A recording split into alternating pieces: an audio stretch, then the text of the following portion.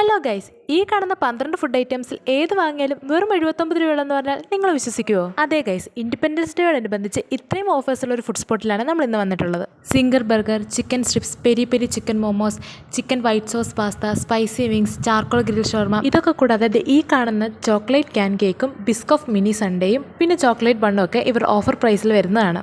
നമ്മളിവിടുന്ന് try ആക്കിയിട്ടുണ്ടായിരുന്നത് ഇവർ offer ലിസ്റ്റിലുണ്ടായിരുന്ന singer ബർഗറും പിന്നെ called ബൂസ്റ്റും ആണ്.